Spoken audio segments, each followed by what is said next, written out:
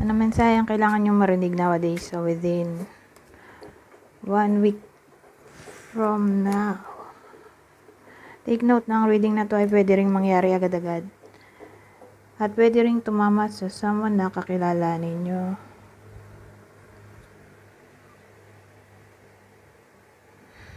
So, pay attention sa mga anak.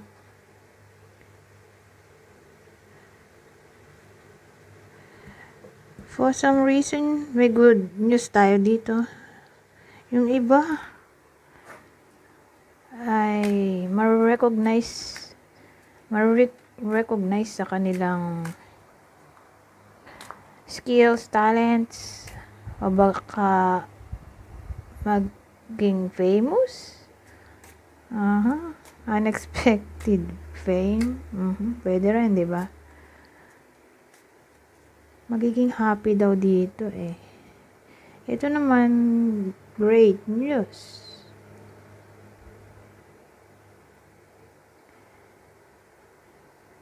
Great good news.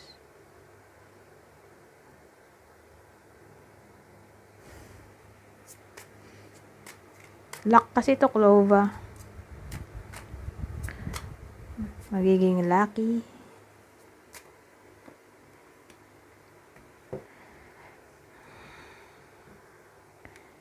So, ito, ano to?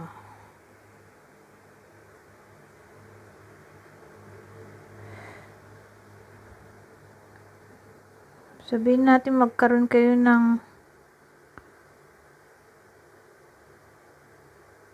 problem. May iwasan nyo.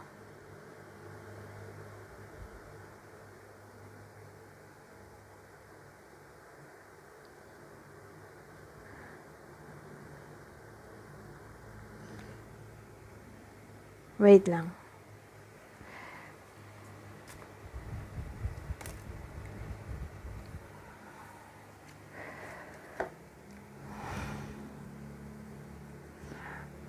Yung may iwasan dito ay immorality.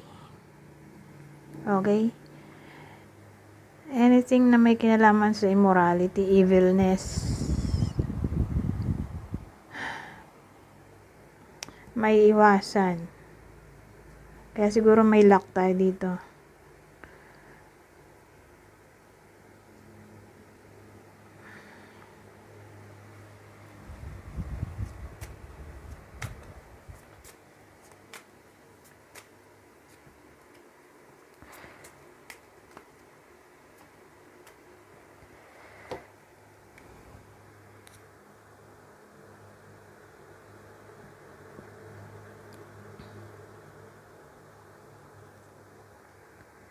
Nako.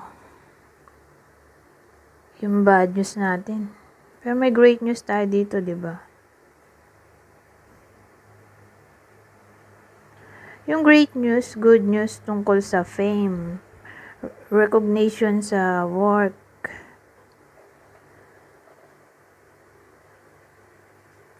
o unexpected small money. Tapos, dito, anything na may kinalaman sa immorality, may iwasan daw. Kasi yung bad news dito tungkol sa immorality.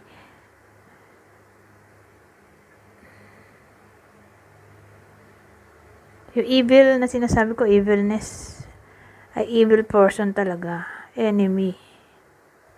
Misfortune.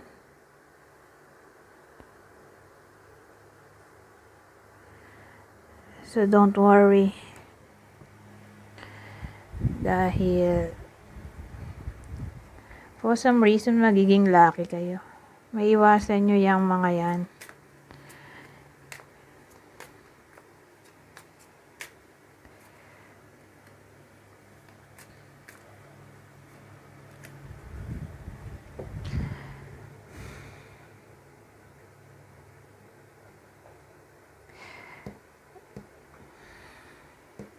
May matutuklasan kayong sikreto.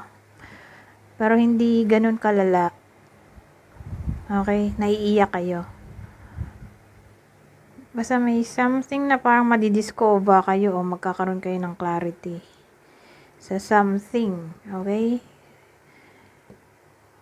So, general reading to. Ewan ko kung anong matutuklasan nyo. Pero again, hindi siya nakakabahala na magkukos ng pag-iyak. May pain siguro, pero hindi naman literally iiyak. Pero again, ewan ko kung anong klaseng discovery makukuha nyo dito o matutuklasan.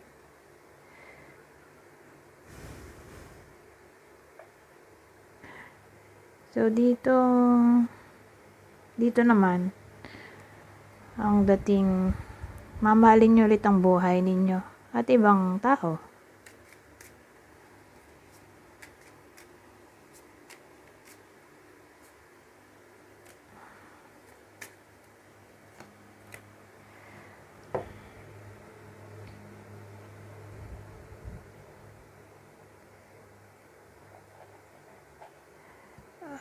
Dito, mukhang magta-try ng something new sa business yung iba sa inyo at magiging successful.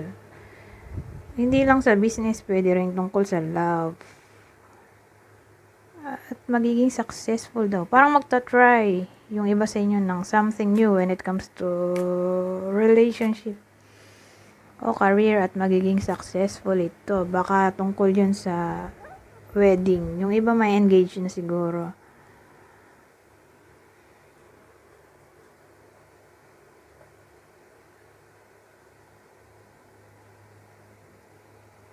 Magiging masaya.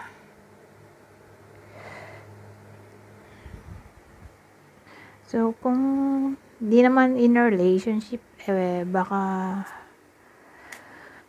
hindi na magiging picky at magta-try na maghanap na new love interest. May joke tayo dito. Wala tong silbi.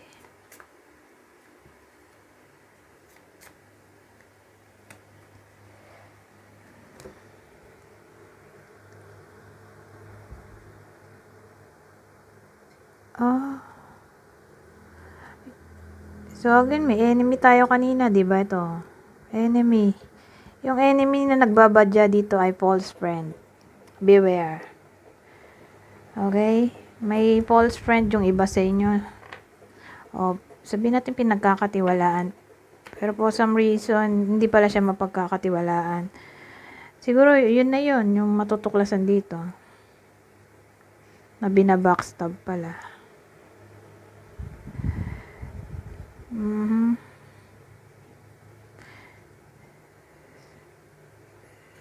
So again, yung iba sa inyo, malalaman nyo na kung sino yung tunay na friend at hindi. At sino yung dapat iwasan. Dito naman magiging masaya.